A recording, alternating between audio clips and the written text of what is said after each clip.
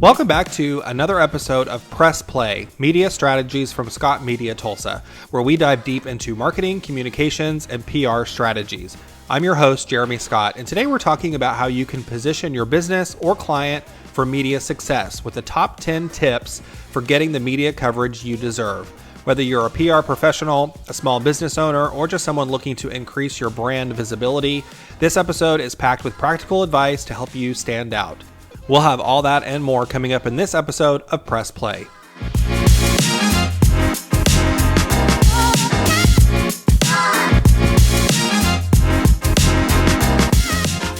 Well, we are back for our fifth episode of Press Play. I continue to get some really great messages from media contacts, PR pros, folks in my network who are listening and sharing this with their networks. And for some PR friends of mine, they've said they've shared it in their companies as well.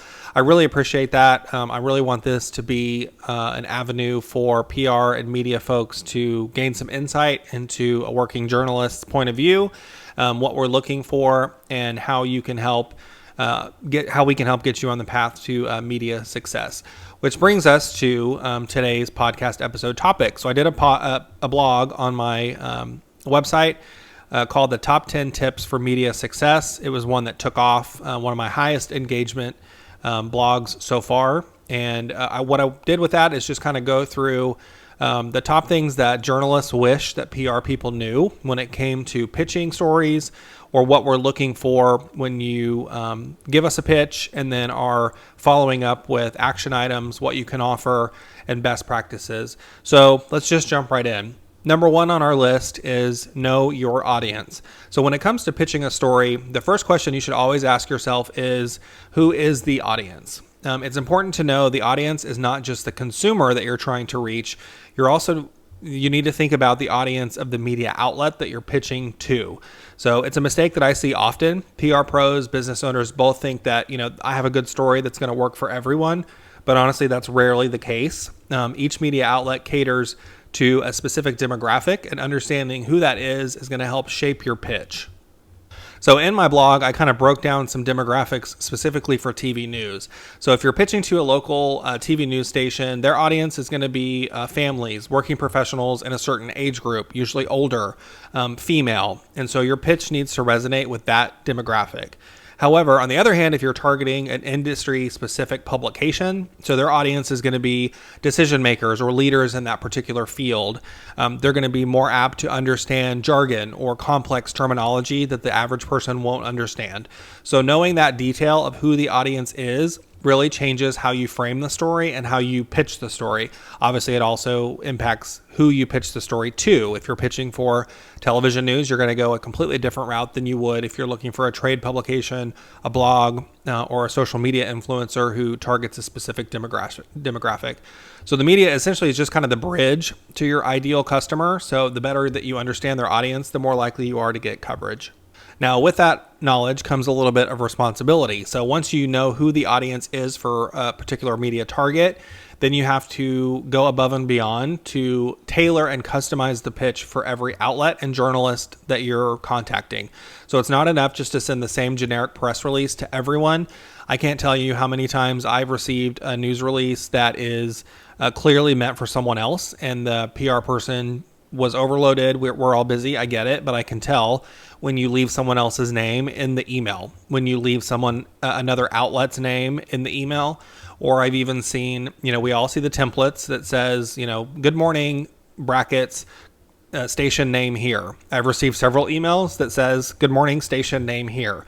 So it's clear to me that the PR people aren't reading those templates. They're not taking the time to customize. And generally that's going to be an instant delete for me. If you're not going to be able to organize your thoughts in a pitch, you're more than likely not going to follow through with what you promise, and it's not worth my time to respond to that. And that really brings me to point number 2, which is build relationships with journalists. So a solid pitch is really great, but if a journalist doesn't recognize your name or doesn't have that trust in your brand, your company, or you as a person, then it might get lost in the overflowing inbox of what a journalist deals with every day. I've mentioned in some of my blogs and in other episodes that journalists receive hundreds of media pitches per day. And it helps to have a relationship with a journalist that's going to recognize your name and instantly open that up because they know that that's probably for them. I think something that a lot of PR people don't understand is like my inbox is a culmination of about 10 inboxes. So one of those will be the people emailing me directly, but then I'll also in the same inbox will get press releases that are sent to the news desk. I'm also copied on our digital team's emails. So there are hundreds of emails that I receive that are in my inbox every day that aren't for me. So I have different folders set up so that they filter out. But even with the filter, sometimes a rogue one will get through. And as you're clearing your inbox for the day, you may accidentally delete an email that was meant for you, thinking that it's spam. So being able to go through and recognize, oh, I know Sally. She is a regular contact of mine. I recognize that name. I'm going to open that up. It's really why building relationships with journalists is so important. It's about networking and being a resource rather than just someone who shows up when they need something. Building a relationship starts with paying attention to what they're working on. I get a lot of folks who will text me and say, hey, that was a great story that you guys did. I really enjoyed your election night coverage. I received a nice text from a PR contact who recognized what we did specifically on our show with the election. That lets me know that he was watching, that he understands what we do, and it makes me more likely to work with him in the future. And really, if I had a pro tip, I would say don't wait until you have a story to pitch before you reach out.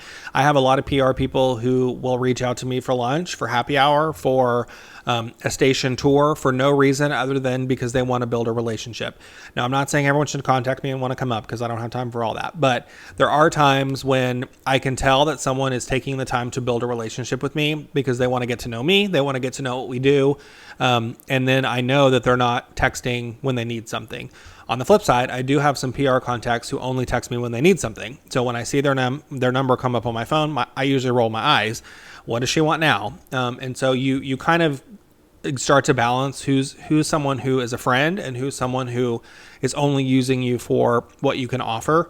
We're humans, we're people too, and we care about our community just like you do.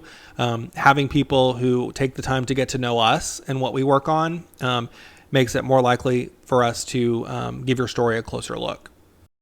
So tip number 3, develop a strong newsworthy angle. So here's the harsh truth. I mean, no matter how exciting or important you think your announcement is, it may not be newsworthy. I see this a lot with PR pros who are working with a client who have never worked in media before or don't have a strong understanding of how the media works. They will receive an award that no one's ever heard of and think it should be the lead story. Journalists are constantly looking for stories that have a unique or a timely angle, a human interest angle, and more importantly, an angle that's going to resonate with viewers or readers. Is that client's award something that anyone cares about except for them? Sometimes you have to have those conversations and say, that's not a newsworthy angle. Really work on developing what makes your story stand out from everything else that we're receiving. This is certainly where some creativity comes in. It takes some time to find the bigger picture and work your announcement into that. One effective strategy could be to tie your story to a current event or trend. In my last episode, I talked about newsjacking, so that's a little bit of that. So if you're launching a new product, can you link it to a broader industry trend? So if you work in tech and you have a new AI system out, obviously AI is huge right now. Oprah Winfrey is about to do a special on it.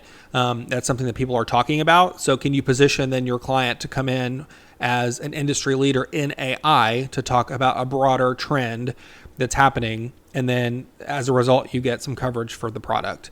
Alternatively, you can also take human interest angles. So those are stories that focus on people and their experiences.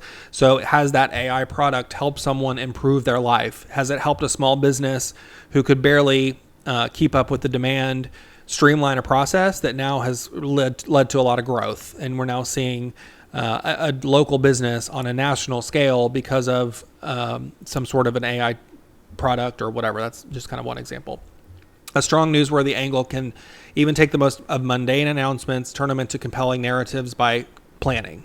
So to identify your story's newsworthiness, just ask yourself, why would anyone outside of my organization care about this? If your answer focuses too much on your company or your client and not enough on the audience, then it's probably time to rework that angle. A journalist is going to always be thinking about that. You should do that as well. Tip number 4, timing is everything. So in the world of TV news, of print journalism, the media as a whole, timing is everything. So even the best story ideas can get buried if they're not pitched at the right time. Another blog that I have talks about pitching during breaking news. I see that a lot. There's a major local or national story. I mean, major. I used the Trump assassination attempt as an example in my previous blog. That's not a time to pitch a story. The media is going to be extremely focused on that, and your pitch is totally going to get lost. If you pitch late in the day, your email is probably going to get lost in the overnight shuffle as journalists kind of prepare for the evening news or rush to meet their deadlines. The best time to pitch, usually early in the morning. And by early, I mean early. For TV newsrooms, the morning editorial meeting is usually at 9 or 9:30. That means that your pitch needs to be in probably around 7 or by 8 for sure, because that's when people are starting to put their plans together. They then go into the meeting and decide what to cover for the day. Once things are assigned, of course, breaking news happens, things change, and you pivot. But generally, we're not going to pivot for a pitch that could have been sent hours before. For tip number 5, keep it concise. Keep your media pitch short and sweet. You don't have a lot of time to grab a journalist's attention. As I mentioned, we have hundreds of emails, hundreds of phone calls, viewer tips, social media posts, not to mention the job we have to do. And so we don't have a lot of time to read very long-winded explanations or overly detailed descriptions on why your story should be a story. Get to the heart of the story in a few sentences. I think a lot of new PR people think that they have to draft this intricate press release. We're not going to read that. The best pitches that I receive are emails that are 2 sentences, 3 sentences off the top. Email, call me if you want more information, and then I will. I mean, these don't have to be long. I always recommend keeping your pitch to just a few short paragraphs. Sentences are even better. Start with a clear, engaging headline. So put that in the subject line. What is this story? Why should I care about it? The other pro tip that I always give is put the journalist's name at the top.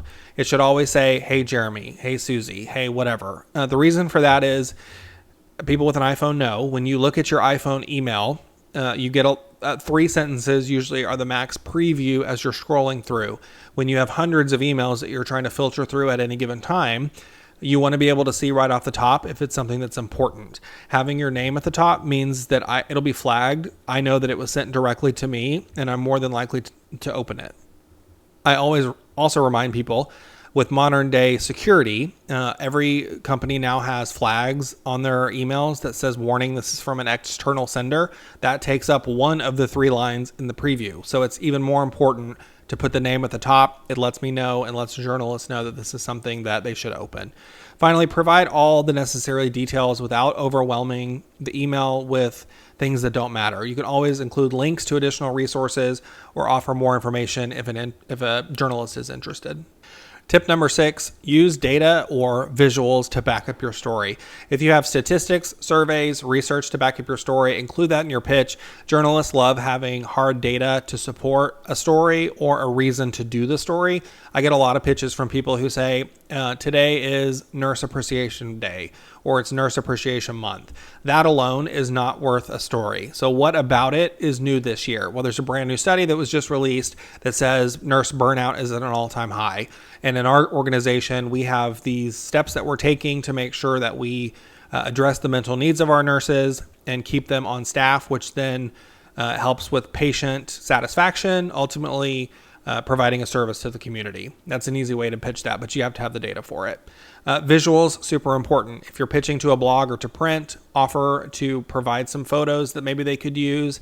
If you're working for television, sometimes they will accept video clips that an agency has shot on behalf of a client. Or if you don't have any of that stuff, tell the journalists how they can get it themselves. If you come cover our story, you'll be able to come get video of nurses working on the floor. We've talked to patients who agreed to be on camera. It'll be no problem for you to come and get some B-roll of that. Make sure that's in the pitch as well. For television, there have to be visuals for every story that's told. So you have to be thinking, what can I show in addition to what can I tell? Use data and visuals to back up your pitch, and it's more than likely going to get picked up. Tip number 8, this sounds obvious, but be available for interviews. I don't know how many times I've received a media pitch from someone who has a great story idea. I respond and say, that sounds great. We'd love to talk to them this afternoon to get this set up. And they respond and say, well, unfortunately, that person's on vacation for another week. well, then why did you pitch it? Make sure that you have someone available for interviews when you pitch a story. If someone's not available, do you have a backup? For some reason, this person's not available this afternoon, but I have someone else from the organization who is available, and we can make it happen. Journalists are going to move on very quickly if they have to waste time tracking down an interview when you promised someone who wasn't available. Now, that said, in addition to being available, you also have to be flexible. So journalists' needs are changing all the time, and what may be set up as a 10 o'clock in the morning interview is going to be canceled when breaking news happens. A journalist is going to have to run and go to the scene of a homicide, of a building fire, of a huge announcement at City Hall. There could be any number of things that are going to frankly be more important than the interview they set up with you. And so they're going to reach out and say, hey, I can't make that 10 o'clock anymore, but I could do noon. So having some flexibility, again, that's why it's important to have multiple people who can do an interview, so that if at noon the original person's in a meeting and not available, you have someone as a backup who can do it. Otherwise, you might lose your media opportunity. Tip number 8, follow up, but don't overdo it. So I recently had a lunch with a PR contact who said she and her team were very interested in a blog I had up about the follow-up pitch. How much is too much? How soon is too soon? After you've sent your pitch, following up is a critical step, but it's important to do it the right way. So a well-timed, polite follow-up can remind a journalist of your story, especially if it gets lost in their inbox. Again, it's highly likely that a journalist has deleted your pitch by mistake. As you're going through, people are working fast, something could get lost. A gentle follow-up to just say, hey, I want to make sure you saw my email. I've had that personally several times. I didn't see the original email. I accidentally deleted it. It was no reason other than it was just an accident. So having a follow-up to remind the journalist of your pitch has been a huge benefit for me as a journalist, and I think it works well for them as well. However, overdoing it with repeated emails or phone calls can quickly turn a journalist off and ruin your chances of future coverage. I've had people who blow me up all day and night. I work a morning show shift. I sleep weird hours.